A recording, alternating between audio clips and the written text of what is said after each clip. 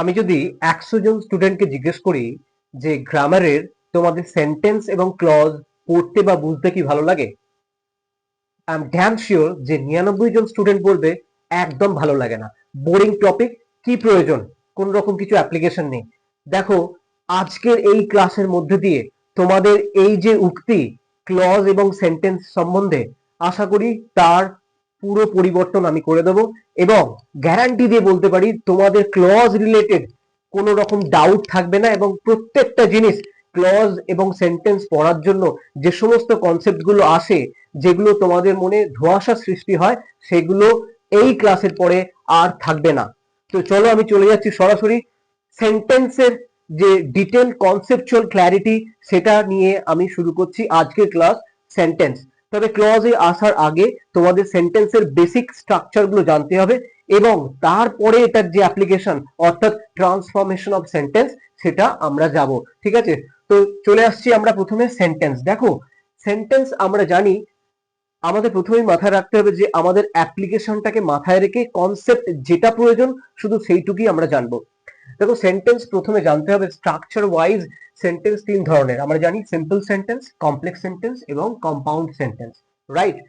এবার মাথায় রাখতে হবে যে সিম্পল সেন্টেন্স কখন হয়, কমপ্লেক্স সেন্টেন্স কখন হয়, এবং কম্পাউন্ড সেন্টেন্স কখন হয়, বা কি কি কম্পোনেন্টস থাকলে আমরা এই ক্যাটাগরিতে আমরা ফেলতে পারি। দেখো, সিম্পল সেন্টেন্স বুঝতে গেলে তোমাদের মাথায় রাখতে হবে যে একটা সাবজেক্ট এবং প্রেডিকেট থাকবে, এবং আরেকটা ওয়ান ফাইনাইট ভার্ব। এবার তোমাদের বলবে যে স্যার ফাইনাইট ভার্বটা কি? দেখো, ফাইনাইট ভার্ব বুঝতে গেলে তোমাদের কিন্তু নন ফাইনাইট ভার্ব সেটাও তোমাদের জানতে হবে। দেখো, এখানে আমি একটা এক্সাম্পল দিয়েছি যে শি প্লেজ ফুটবল, অর্থাৎ সে ফুটবল খেলে। তো এখানে দেখো, এই যে ভার্ব শি প্লেজ ফুটবল, এর দ্বারা দেখো বাক্যের অর্থটা সম্পূর্ণভাবে প্রকাশ পাচ্ছে। তো সেক্ষেত্রে এটাকে আমরা কিন্তু ফাইনাইট ভার্ব বা বাংলায় যেটা বলা হয় সমাপিকা ক্রিয়া বলবো। এবার এই ফাইনাইট ভার্বে তোমরা দেখবে যে ফাইনাইট ভার্ব পার্সন, নাম্বার এবং টেন্স। পার্সনের ক্ষেত্রে আমরা জানি আই, হি, দে, শি। নাম্বারের ক্ষেত্রে সিঙ্গুলার, প্লুরাল, এবং টেন্সের ক্ষেত্রে পাস্ট, প্রেজেন্ট, পাস্ট এবং ফিউচার। এগুলো কিন্তু মেনটেন করে আমরা জানি যে ফাইনাইট ভার্ব এগুলো মেনটেন করে। এবার তাহলে নন ফাইনাইট ভার্ব কোনগুলো? দেখো, বাংলায় যদি তুমি দেখো যে ফাইনাইট মানে একটা কোন একটা রিচের মধ্যে বা একটা সীমার মধ্যে, তো এখানে সীমাটা হচ্ছে পার্সন, নাম্বার এবং টেন্স। কিন্তু নন ফাইনাইটের ক্ষেত্রে এই সীমাটা থাকে না। নন ফাইনাইট ভার্ব সেক্ষেত্রে দেখবে তোমরা ইনফিনিটিভ, জেরান্ড এবং পার্টিসিপল, এই তিনটে আমরা নন ফাইনাইট ভার্ব হিসেবে কাউন্ট করি। তো এক্ষেত্রে তোমাদের যেটা জানতে হবে যে স্ট্রাকচারটা কি। দেখো, আমরা ডিটেল কনসেপচুয়াল অ্যানালিসিসে যাব না, শুধুমাত্র অ্যাপ্লিকেশন পার্টটা বোঝার চেষ্টা করব। নন ফাইনাইট যে তিনটে স্ট্রাকচার তোমাদের মাথায় রাখতে হবে, সেটা হচ্ছে একটা ইনফিনিটিভ, জিরান্ড এবং পার্টিসিপল। দেখো, ইনফিনিটিভ আমরা জানি টু প্লাস ভার্বে present form of the verb. এবার জিরান্ডের ক্ষেত্রে আমরা জানি ভার্বাল নাউন, এবং পার্টিসিপেলের ক্ষেত্রে আমরা জানি ভার্বাল অ্যাডজেক্টিভ। দেখো, একটা এক্সাম্পল দিয়ে এখানে দেখো, এখানে যে এক্সাম্পলটা শি প্লেজ ফুটবল, আমি যদি এটাকে চেঞ্জ করে দিই she loves to play football, তো এখানে টু প্লে, এই টু প্লে এটা হয়ে গেল কিন্তু ইনফিনিটিভ, কারণ to plus present form of the verb. তো সেক্ষেত্রে দেখো, ইনফিনিটিভ আমি লিখেছি to plus present form of the verb, that is এখানে আমি যেটা লিখলাম টু প্লে। এই দেখো, এখানে সেন্টেন্সটা এরকম যদি হয় she loves to play, she loves to play, তাহলে এখানে এই টু প্লেটা হয়ে যাচ্ছে কিন্তু ইনফিনিটিভ। এবার এই ইনফিনিটিভটা টু প্লে, আবার তারপরে যেটা জিরান্ড, আমি যেটা বলছি ভার্বাল নাউন, এটা আমি বলতে পারি এরকম she loves playing football in the field.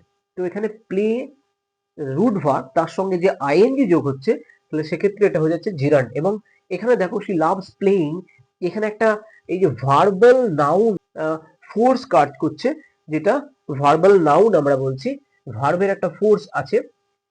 কিন্তু whereas you will find the participle, you will find the adjective force is more prominent.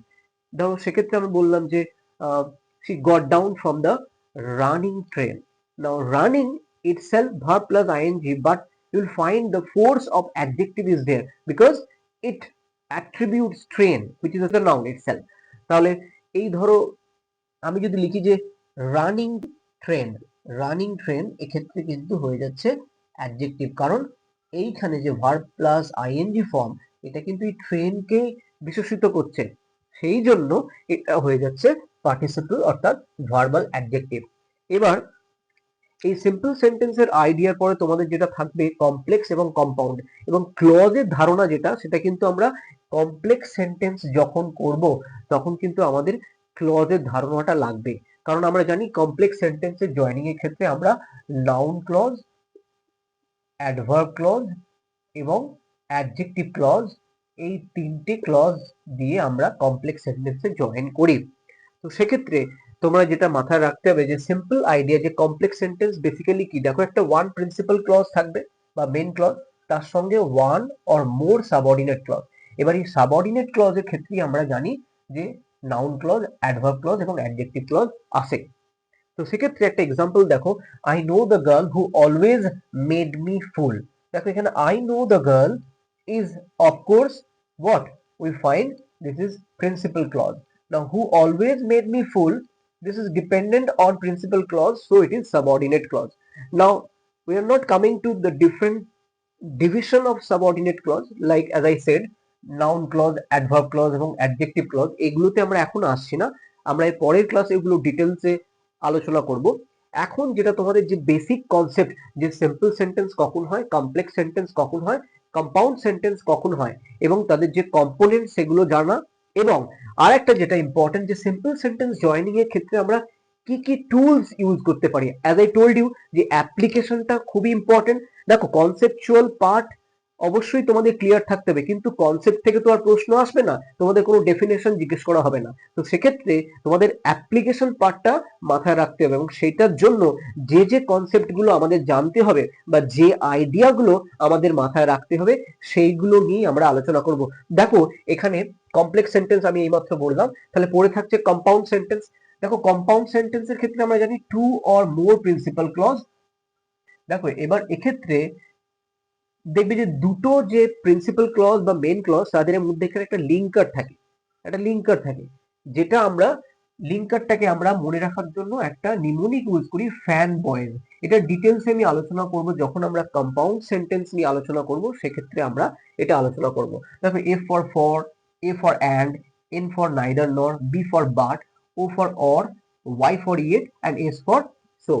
তো এটা ফ্যান বয়েজ, এটা একটা নিমোনিক, এইভাবে আমরা কম্পাউন্ড সেন্টেন্সের লিঙ্কার মনে রাখি। কিন্তু এখন এই মুহূর্তে তোমাদের ওটা মাথায় রাখতে হবে না, এখন জাস্ট বেসিক আইডিয়া যে কম্পাউন্ড সেন্টেন্সে আমরা দুটো প্রিন্সিপাল ক্লজ। এবার তোমাদের এখন মনে হতে পারে স্যার প্রিন্সিপাল ক্লজ কোনটা, দেখো আমি কমপ্লেক্স সেন্টেন্সে বোঝানোর সময় আমি বলেছি যে one principal clause and one or more subordinate clause, এবং এটা বলার সময় একটা এক্সাম্পল দিয়েছিলাম I know the girl, now this becomes the principal clause, who always made me fool, this is subordinate clause. এবার I know the girl, this is principal clause.